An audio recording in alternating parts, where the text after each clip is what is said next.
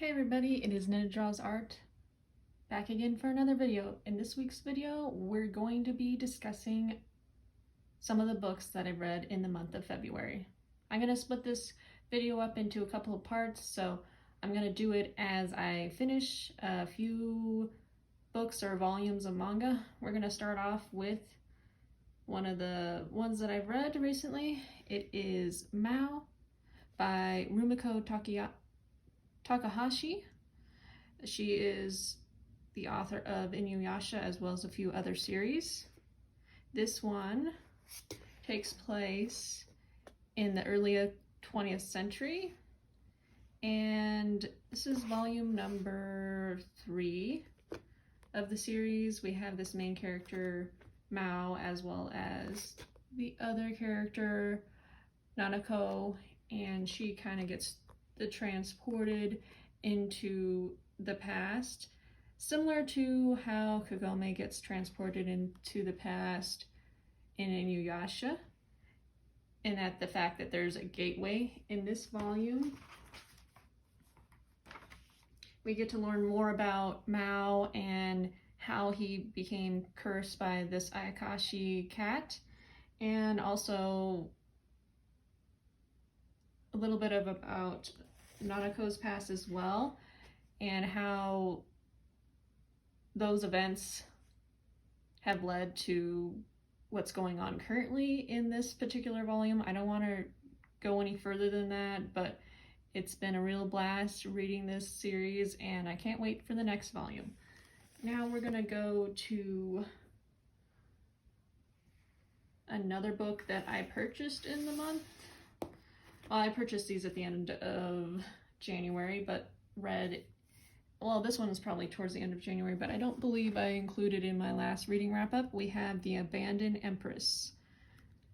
And this book, we have this main character who fate has dealt her a difficult blow, and she was trying the very best to be the best empress for the person that she loves. However, they see her as a villain and getting in the way of the prophesized empress, and so she kind of gets cast aside. However, by chance, she gets to restart her life and rethink what events led up to her being abandoned, and she does not want to repeat those same events, so she is changing how she goes about what happens in her life, and hopefully she does not wind in the same situation as she did. So this one, the back, and I really like her relationship with her father, because she just has some misunderstandings about his aloofness, but it's really cute to see her kind of realize that her father actually does care about her. And this one is full color, so I really like that. And unlike the manga, it reads like a graphic novel, so just be aware of that. This is I believe a manhwa, so originally this story was in Korean.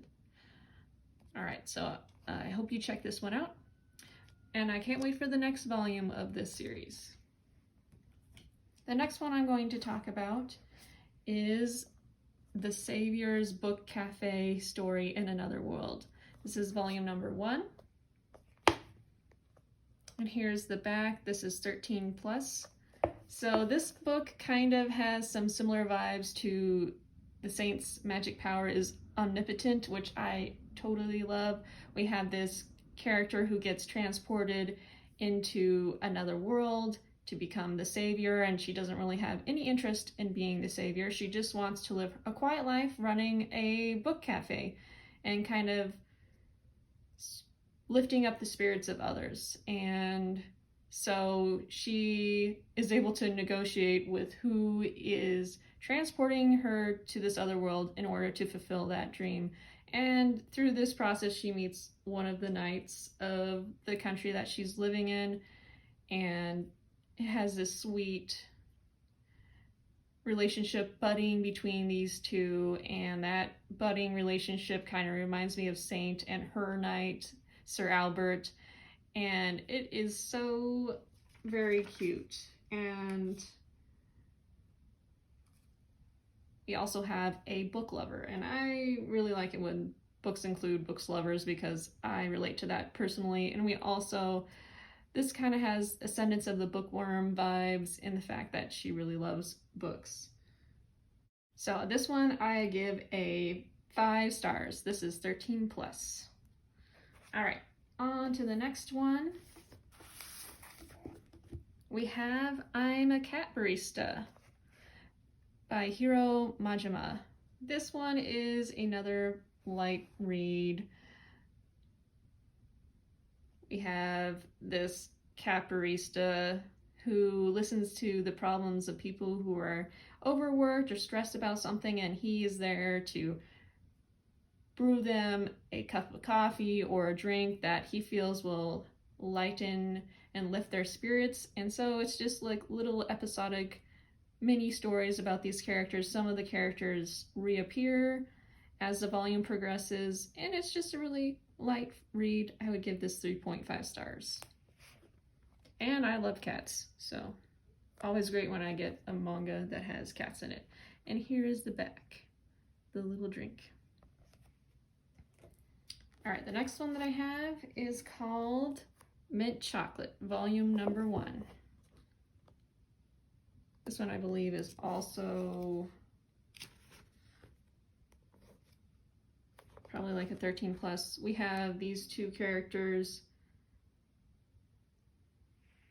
who, I think the main character's name is Nanami, and she learns that her crush is now her stepbrother, and the shenanigans that follow, of course, are quite crazy.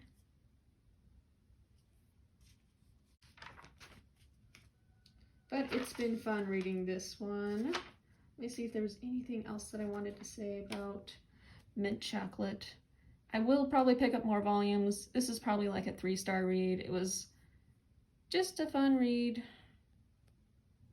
Probably won't own this one, but I will enjoy reading the next volume. And I did want to talk about the audiobook that I listened to in this month. Another Star Wars book. No surprise there. This one is the YA book.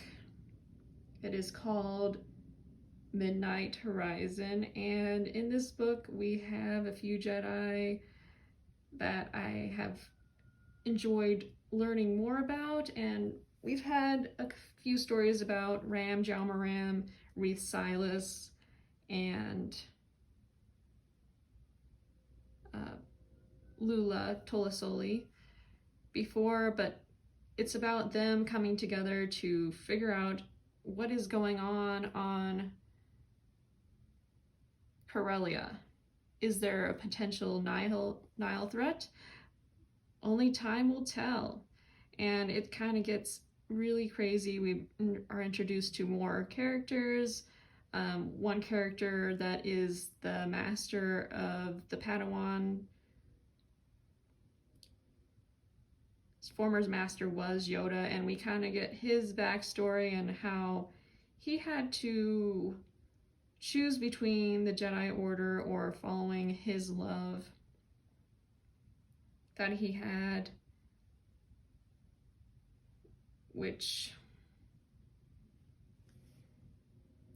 it's very interesting to see that past story plus what's going on currently. This takes place a little before the events in The Fallen Star, but we also get it kind of then aligns with the events that happen in Fallen Star, so there's some overlap in the timeline, and we may see Yoda in this story. It was a blast. The narrator for this is also a anime voice actor. He has done a few roles of characters I really enjoy in series. One of those being Natsu from Fairy Tail. So that was just like icing on the cake. I didn't realize it was him, but after I realized that, I just had a blast listening to him read this Star Wars book. And the other role that I know him from is Raj from Snow White and the Red Hair. He has many other roles as well. Those are just a couple that I'm going to mention. So this one I would give a 5 stars. And one of the things that I like about Ram Jamaram is each of the Jedi that we learn in the High Republic has a different way that they connect to the Force. And Ram is all mechanical, and we have Wreath, who's more of a bookworm, and I really like that Ram was like, you are a bookish badass, and that's something that I want to be in the future as well. A bookish badass. And he has some other funny lines in the story. I'm trying to pull up the narrator's name here. Just give me a second. And it's read by Todd Habercorn. And I'll just leave that little mini review with one of my favorite lines in the Star Wars High Republic: for light and life. And I'm going to talk about another manga. I'm going to talk about The Cat Proposed by Dento Hayane. This one is 16 plus. I give this one a 4.5 stars. It is by the publisher Tokyo Pop, which I haven't read a whole lot of by them, but essentially this book is about a fatigued middle class worker who is coming home from a really tough week in which he's done a lot of overtime, and he happens across this man who is telling a story, and he learns that the character may not be fully human, and it's kind of about these two and their worlds colliding and the consequences of their encounter. And I really liked how the way this one-shot story tells of how our encounters with others have the power to help us connect with others, and as well as help those around us hope for a better future, and to encourage them to follow and pursue their dreams. I also like the Ayakashi supernatural element, and of course this is another one that has cats in it, so I love things with cats. Even though it is a one-shot and is contained in this one volume, I didn't feel like it was rushed. I do wish there was more. However, they did a great job wrapping up the story, and each chapter felt episodic, and it was really cute. It's definitely on to my list of favorite cat manga. Next, I'm going to talk about another book that I read in the month of January. We have The Moonfire Bride, which is book 1 of the Candlelight Shadows series. I also read book number 2, The Sunfire King. This book is about some fae. This lady is working as, not necessarily seamstress, but she's doing repairs for clothes and making adjustments at this shop, and she doesn't really get to pursue her dream of designing gowns because she needs to feed her family, and we have her kind of not being able to pursue her dreams because she's kind of stuck taking care of her family. However, this one evening, she gets tricked into leaving her house when the witch tells her not to leave her house, and becomes a unwilling bride to this fae character. And it's about the consequences of stepping out, and it was pretty good read. I would give it like a 3.5 stars. I did read this one and then I was like, I need to read the next one, so I enjoyed reading them. All right, we're back to talk about another one of the books that I read in the month of February. It is called Kiss of the Silky. This is book number 3 in the Entangled with Fae series. I really enjoyed the first 2 books. You don't necessarily have to read the first 2 to read this one, but it does have characters that do appear in the other books. So this one is kind of a retelling of The Mermaid, The Little Mermaid, and I really liked how they incorporated elements of the original Little Mermaid by Hans Christian Andersen, but also there's some elements of like the Disney Little Mermaid as well, which I thought was really cool. This one is about Maisie, the prince of the sea court, and she's on the run to avoid being caught by her mother because she doesn't want to become a killer. And the thing is that if she kisses somebody, death awaits anybody. So some of the elements that I really enjoyed was like the sea foam element.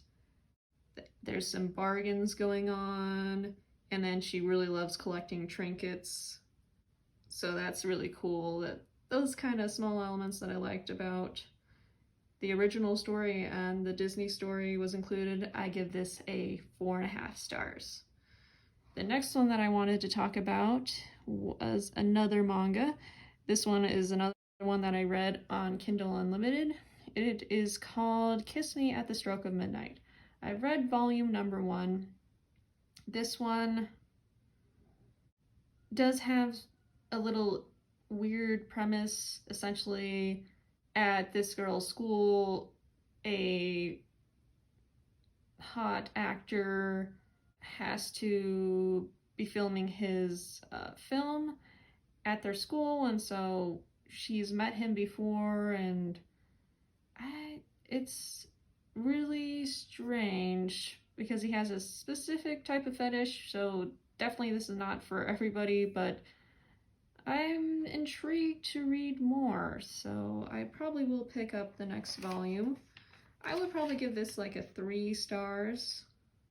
So yeah, I will probably give what is in Kindle Unlimited a try and then see if I want to read more volumes of this particular story. All right, I'll be back again with the rest of the books that I read. I've read is Snow White with the Red Hair, volume number 16. So in this volume, I'm going to keep it very brief because I certainly don't want to spoil anybody. But essentially, this one focuses more on Zen and what he's up to as a prince of his kingdom. And it also gave us a look into more of his life without Shirayuki and kind of some other details. But of course, Shirayuki does appear in this volume as well, but I really did enjoy this volume. I gave it a 5 stars, and there may be a little bit of some drama happening with Kiki and Mitsuhide, but you'll have to read to find out. So on to the next manga series that I read. I read The Dark History of the Reincarnated Villainess, volumes 1 through 4. I bought all 4 volumes from Barnes & Nobles because I was like, ooh, they have all 4 volumes in stock. I must buy these. They look just up my alley, especially since I've been in the mood to read a lot of villainess stories lately. So these ones reminded me a little bit of the time in my life where I created stories that were essentially me living out my fantasies in books that I really loved. At one point, I created some fanfic where I inserted myself into the Percy Jackson series as one of the demigods, and so it reminded me of that time. I also have in the past created stories where I essentially used real life and then basically put myself into the story and then used my siblings as other characters and may have exaggerated some things related to them. So it's really interesting watching this character who gets then transported into one of her childhood stories as one of the characters that she loved creating as the villain of the story, but then she ends up being the villain. So it was a crazy ride, to say the least. I would definitely give these like a 4.5, almost 5 stars. I really enjoyed the volumes, and I can't wait for volume number 5 to come out. The author of this one is Akiharu Toka. I apologize if I'm saying that incorrectly. But on to the next set of manga volumes that I read. I read volumes 1 through 3 of Those Not So Sweet Boys. Now, I didn't know what I was getting into when I started this one. I kind of went into a little blind, though I have heard some people talk about Those Not So Sweet Boys. Essentially, this story is about a girl that she kind of gets caught working a part-time job, even though in the school's policies, not supposed to be doing that. So in order for a compromise to happen between the principal and the school, and so that she doesn't get kicked out, she essentially has to bring these kids back to school that haven't been going, and these group of close-knit boys are the people that she is targeted to bring back, and the teacher is going to let it slide that she was doing work on the side, and also will be now allowing her to work with a school-approved job. So it kind of is about her meeting these boys that she doesn't really know a lot about, but as the volumes progress, she kind of learns more about, and one of them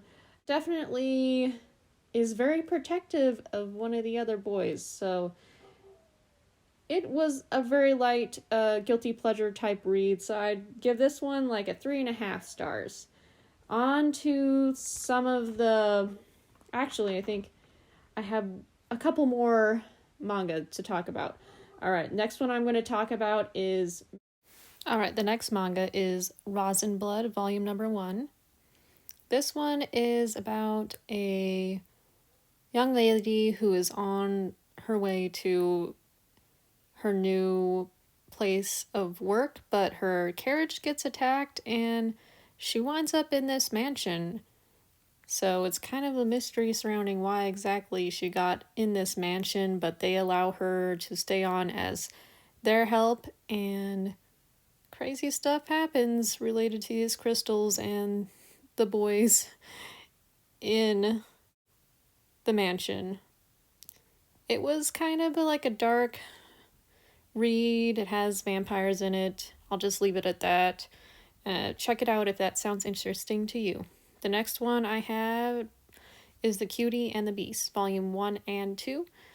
This one, while I was reading it, kind of had the same vibes as my love story, and the fact that the main character is kind of cute and she falls in love with this more bulky man. And she really loves watching these boxing matches, and she's been a fan of this boxing guy for a while now, and it's kind of them meeting and the things that happen because of that. The next novel that I read this month is Daughter of the Moon Goddess. I give that one a 5 stars. It kind of combined the things that I love about fantasy, mythical beast, myths and legends, god and goddesses, and it's about kind of what happens after the moon myth in Chinese legends. It kind of gives me a little bit of Princess Yue vibes too, like if Yue was exiled to the moon and she had a child and what the child would end up doing. So it's really cool. One of the quotes that I really love from the book is, yet as much as I loved him, I loved myself more, and as I was discovering, there was no end to love. It was something which grew and renewed endlessly, expanding to encompass each new horizon, family, friends, and other lovers too, none of them the same, yet each precious in their own way. So this one gets a 5 stars from me. The next couple of things that I read is the next 2 volumes of Twilight Princess, The Legend of Zelda, Volume 7 and Volume 8. These ones I gave 4 stars. In Volume 7, one of the things that stood out to me is this quote that there's no easy path, but you can definitely overcome it. Do not stop walking and become a true hero.